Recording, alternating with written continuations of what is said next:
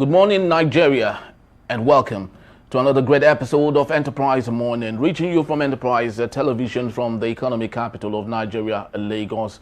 I am Henry Igwebike. We kick off today with our newspapers, and right after that will be our main conversation also for today. Please do well to be part of what we do. Have a say in what we say. You can always find us or reach us at enterprisetvnews.com. You may equally like, comment, and follow us on all our social media platforms at Enterprise TV7. We're very so honored to have with us right here in our from reaching us via Zoom actually is Hassan, Soweto, public affairs analyst. Thank you so very much for being here. We truly do appreciate you. Thanks for having me, sir. All right, beautiful. So let's kickstart today, interestingly, with the Punch newspaper and get to see what we have there. Big story: 20 states at risk despite the 720 billion naira intervention. And we have below that story, Kenya anti-government protest leave 10 dead, dozens injured, and ASU branch suspend lectures over delayed June salaries. So wait, I'd love to start with you on what's happening across our borders in Kenya. You are an activist, a very good one of that. You've seen everything, you've seen it all, you've been part of it, you've experienced what happens whenever protests like this happen. Please help us fleshing out what must have led to the killing of 10 protesters in Kenya. Would we say it is as a result of the protesters not going in accordance with the rules set aside by the government of the day in Kenya? No, that is not the case. What has been happening in Kenya since last year is that the IMF, World Bank economic reforms that Ruto embarked upon, just like President Tinubu equally did here in Nigeria, created a backlash because those policies began to hurt the living standards of average Kenyans, especially the young people. For example, the finance bill, which was introduced last year and led to the outbreak of protest around June in Kenya, was actually meant to introduce taxes and import duties on basic amenities, basic goods that ordinary Kenyans need, including, menstrual pads, that Kenya women, Kenya girls rely upon. You know that across Africa today, you have the phenomenon of, menstrual poverty, in the sense that young girls are not able to afford basic hygienic, pad and all of that, because of the cost of these materials. Those were the kind of things that the finance bill, was targeted at. And the finance bill was meant, according to the IMF, to close the deficit that Kenya, has been running for some time now, and also for Kenya to be able to pay off its debt to the IMF and World Bank. So effectively, what was happening was that government wanted to take more from ordinary people in order to pay back debt that government in the past in Kenya, Ruto's as well as previous government, had borrowed, from the IMF, without this debt actually reflecting the lives of the people and the public infrastructures. That was what led to the protest last year. And this protest happened while the parliament was still debating the bill. But to tell you how very undemocratic African leaders are, not just here in Nigeria, despite the mass rejection of this finance bill by the Kenyan masses and the Kenyan youth, the parliament, because parliament in Kenya is more or less like a rubber stamp for Ruto, went ahead to pass this bill. And that was why you had what happened, in Kenya last year, where the protesters stormed the parliament, because it was clearly, what was happening was clearly very, very undemocratic, where tens of thousands of people are rejecting the policy, and then a handful of people still went ahead. So this year's protests are more or less, a continuation of the protests from last year. The protest that started this year from last month is an attempt to reignite the protest from last year, because last month is the anniversary of the anti-finance bill. Last month's protest led to the killing of about 19, young people, by the Kenyan security forces, and over 500 people have been declared missing. And apart from that, you have several people who were gang raped by security forces, but not just security forces. You also have in Kenya today, Ruto unleashing a gang of thugs called goons, on protesters, but not just on protesters, but also on the media. So you have had, for instance, over the past few days now, the Al Jazeera correspondent in Kenya, Larry Madowo, actually issuing a save my soul, appeal out to the public, because according to him, he had information that the Kenyan politician had given 100,000 shillings or dollars, I don't know which. Yes, 100,000 shillings, Kenyan shillings. Shillings to go after Larry Madowo because they perceive him to be sympathetic to the protesters. Actually, Larry Madowo's coverage, of the protests last year has actually not just helped to expose the brutality of the Kenyan security forces.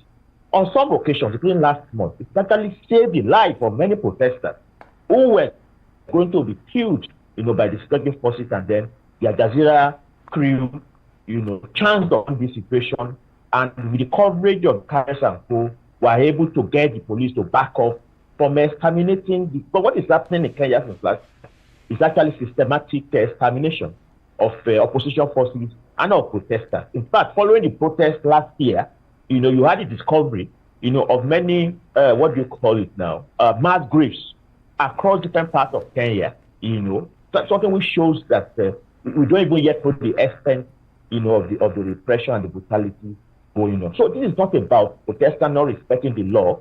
This is about, a government that has lost the confidence and support of the mass of the population, that the population has completely rejected its policies, and that government still wants to continue to impose that policy at whatever cost. And the only way they can do that is to continue to resort to mindless repression and brutality. Yes, what do you think we have to learn from what's happening in Kenya, especially from the ruling class in Nigeria?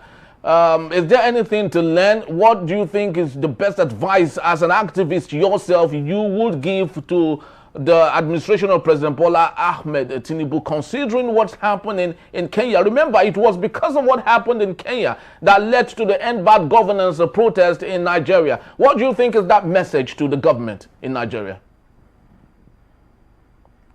Well, where to start with that is to highlight what has happened over the past few days regarding Ruto and the legitimacy of the power in Kenya. Last week, the Economist newspaper, which is more or less one of the very, very authoritative mouthpieces of the world of global capitalism, issued 2 articles last week, sometimes last week. One an editorial and the other an opinion piece. And both of these articles clearly called on Ruto to not even think of going for the election, in the country's election coming, I think, next year or 2027, I don't know which. But they also have an election coming up, a new election coming up very soon. And that newspaper, which is a global newspaper, said that on account of what has been happening since last year in the country, it is obvious that Ruto has lost all legitimacy. And if he decides to go for a re-election, it would only, be precipitating a major crisis on his own head. What the paper did not say very clearly is that what they are afraid of is that if Ruto should dare to try to recontest the next election, then the revolution would actually happen. So if there is anything that Africa's government, including our own here in Nigeria, can learn from what is happening in Kenya, it is that there is consequence for bad behavior. There is consequence for impunity. There is consequence for anti-poor policies. When a government decides to implement policies that are at variance with the interests of its own population, And that government, despite the rejection of the population, continued to impose that policy with repression, with brutality. At some point, the populace will vote. That is what the example in Kenya clearly shows. And therefore, if President Bola Ahmed Tinubu, for instance, is going to learn any lesson from that, first step he must take to save himself, this kind of situation developing is to begin to reverse those anti-poor economic policies that he has also been implementing since 2023. Because both President Bola Ahmed Tinubu and President Ruto got the same mandate from IMF. The mandate is that go and open your economy to the world markets. Do everything to ensure that private capital, foreign capital can enter into your economy on the most basic and favorable conditions ever. Regardless of what that does to your whole national economy, regardless of what that does to your own people, you must impose taxation, you must devalue your national currency, you must do everything to ensure that foreign investors can come in and come out of the economy as they wish. And that is why, despite the kind of, destruction of living standards we have experienced in Nigeria over the past 3 years, every IMF, report about Nigeria over the past 1 year at least continues to give accolades to President Bola Ahmed Tinubu for his bold reforms, despite what that reforms have done to the economy. Let me give you an example. It's not just even about the ordinary masses we are talking about here. As of last year, manufacturing companies in Nigeria, recorded over 2.64 trillion worth of stored inventory.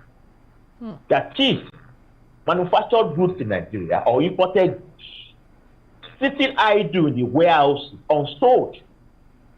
That was the worst ever record of unsold inventory in recent times in Nigeria.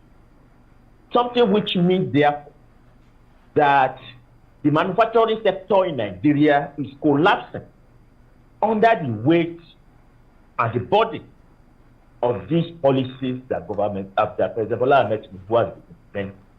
And that is why right now you have a slowdown in the manufacturing sector. In fact, hundreds of companies have had to run out of Nigeria or relocated their production units outside of the country over the past 2 years. And that means that the unemployment situation continues to worsen. And the NBS, National Bureau of Statistics, continue to hide the reality by changing their methodology so that we will not be able to know the real effect of it. So right now, according to the official figures of unemployment is just about 5% or 7%. Meanwhile, in reality, unemployment is about 45%. According to the official figures from NBS, inflation is at 23.7%. That's it. Inflation in Nigeria now is back to the level it was in April 2023 before President Bola Ahmed Tinubu came to power. But all of us know that this is not true. Transport fare is still at the highest level possible. Fuel price is still at the highest level possible. The prices of many foodstuffs are still very high. A basket of tomato in the market is still very high. So the question therefore is that how did the NBS arrive at this low inflation? Because in the real sense of the word, inflation still remains at over 38% in the economy. So where I'm going therefore really is that the IMF World Bank policies are not sustainable anymore. And if any government, whether in Nigeria or in Kenya or in Ghana, but this is actually an African-wide mandate. If any government in Africa continues to impose these policies, what Kenya has showed us is that they reached the revolution point. And that is the lesson of Kenya today. to Nigeria. Thank you so very much, Mr. Soweto, because this is very emotional to us. Nigeria seems to be following in the same footstep as Kenya. And it's so very sad that these are nations in Africa that should lead the pace economically and, allow us, see ourselves compete with the League of Nations internationally. But that is not the case as a result of the people running these governments heeding to the cry and heeding to the vow of IMF and the World Bank, unfortunately. But let's take a look at other matters. The Daily Trust newspaper, in line with what you said about the cost of transportation in Nigeria, 23 months after, queue persist at CNG dispensing points. Mr. Soweto, you would recollect President Bola Ahmed Tinubu, when he removed the subsidy, he told Nigerians that he had alternatives, and that was CNG. At that point, it looked like CNG was the uhuru that we needed to get things better. But right now, any filling station, any gas station you go to today in Nigeria and you see a long queue, they are CNG vehicles. Do you think that President Bola Ahmed Tinubu truly does understand the policies that he puts in place? See, it is complete. It's either the government is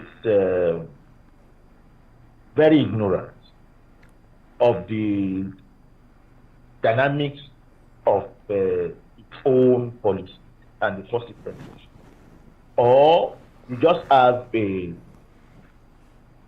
packaged hypocrisy going on, like government deliberately just hoodwinking the people, telling the people that there are solutions, whereas they are not. I don't know which is, but what is clear and obvious, and we have been saying this right from the beginning of these economic programs, is that the CNG is not an alternative to the subsidy rate. It is not. And why it is not is that, even from the point of view of CNG, the price of CNG is still high. As an oil and gas producing nation, whether gas, whether petrol, none of these should be unaffordable to ordinary. Because we are the producers of it. So that ordinarily, what we should be talking about when it comes to energy provision for the Nigerian people, it's not about replacing petrol with CNG. It is to have an economy whereby citizens can be able to access whichever of the energy products they wish. Whether you want to use kerosene, you want to use gas, you want to use petrol, you should be able to access it at the lowest possible rate, because we are the producers of these things. But what has happened with Nigeria is that the government creates this illusion of what is not. Because today, the proportion of gas that is being flared in Nigeria is so much that you begin to wonder whether a government that claims that it wants to make gas an alternative to petrol is actually serious.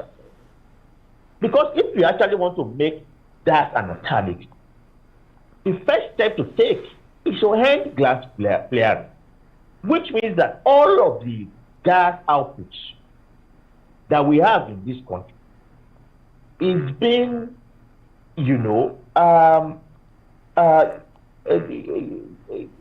it's been utilized for the purpose of ensuring that there's availability of the product. Because when a product is available, in essence, then it becomes cheaper and affordable. Mm-hmm.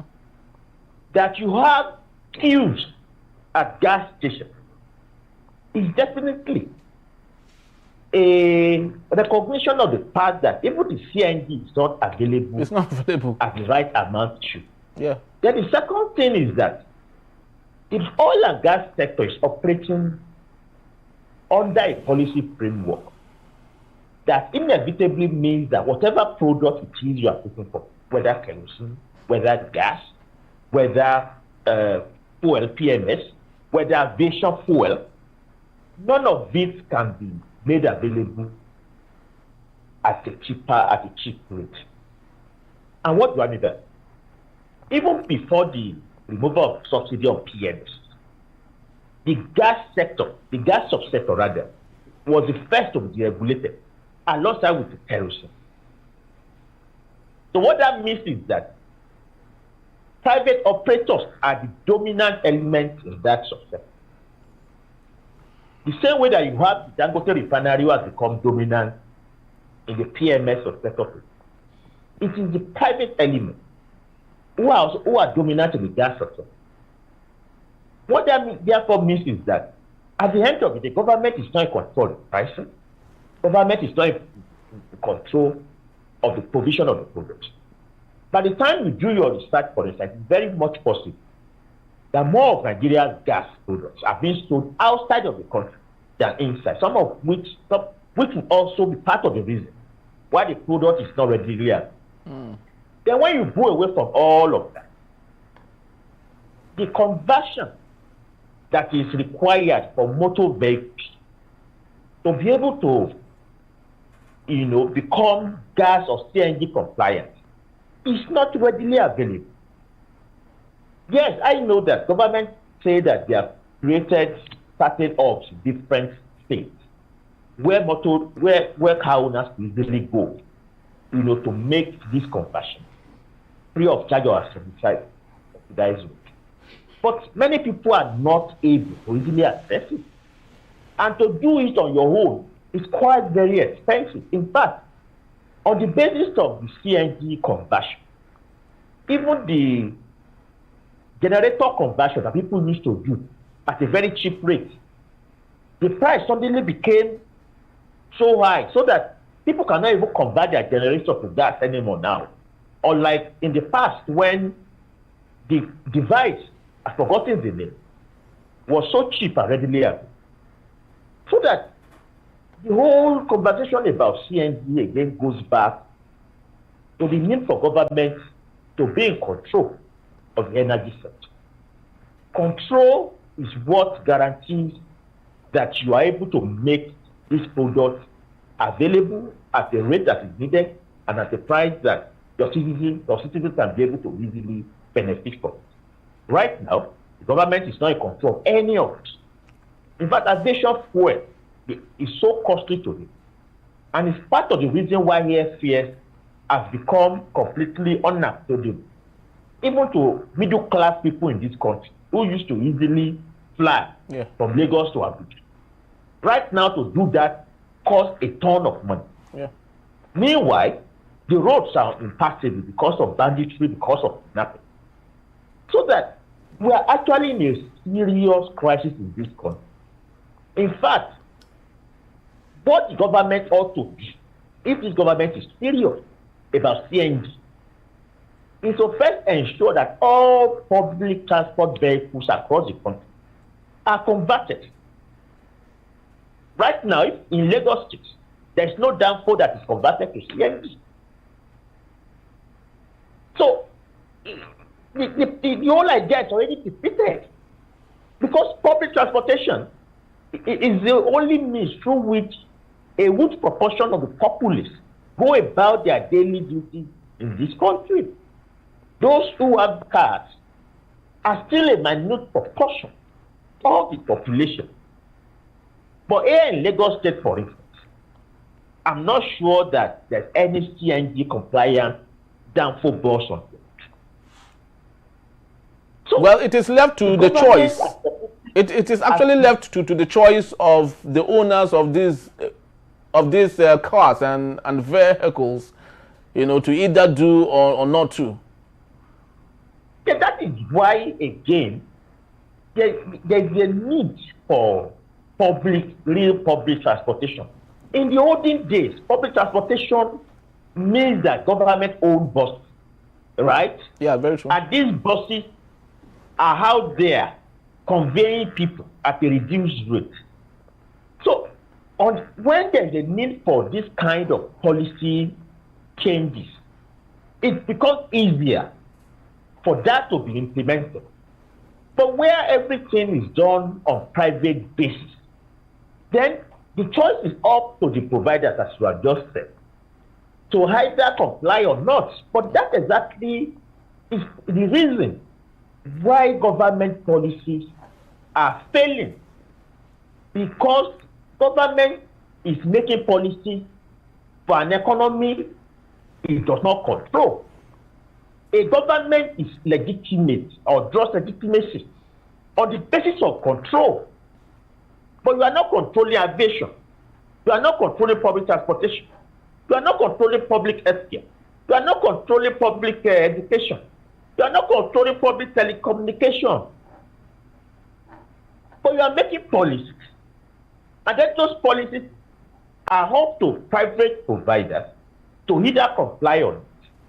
That is the first basis for failure of any government policy. Very, very true. But that exactly is what has been the situation now since 1999, when privatization became a thing. Right now, government cannot make any policy for aviation and expect this to be immediately followed up, because the government itself does not have an airline. The government does not have an airline. So if government today says that we want all airfares to drop by 30%, there is no way government can implement it. But some decades ago, when there was the Nigerian Airways, even though there were also private airlines, it provided government a basis to be able to force an implementation of progressive policies to make life better for the people.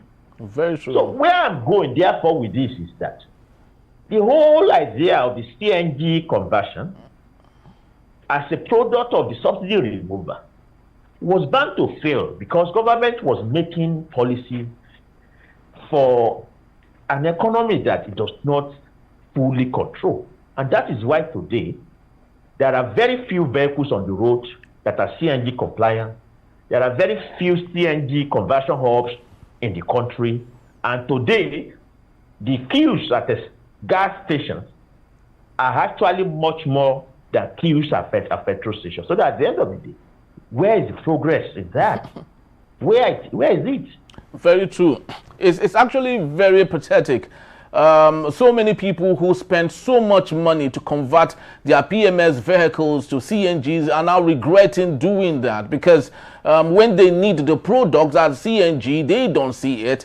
And they sit back and watch those with PMS go to the fuel station and fuel their cars and go about their normal business. It's actually very pathetic that President Bola Ahmed Tinubu would allow this, happen, knowing that he used to be someone who cared so much about the people, but now we can't tell if really that is still the case for today. But that's just about the time we have right now. I promise you that Hassan Soweto will be here to take us on our main conversation. That is when we return. Atiku may never become a president. That's coming from Daniel Bwala. That in a bit is still Enterprise Morning. Please don't go anywhere.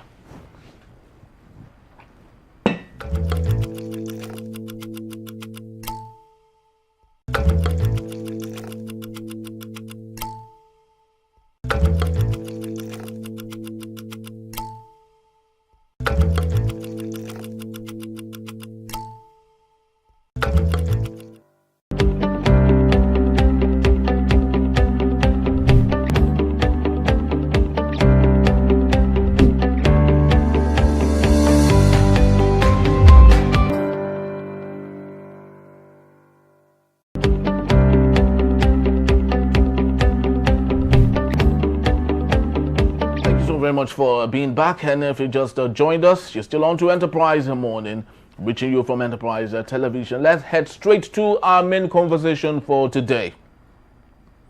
Presidential aide Daniel Bwala has said former Vice President, yes, Atiku Abubakar may never become Nigeria's president, suggesting it might not be his destiny.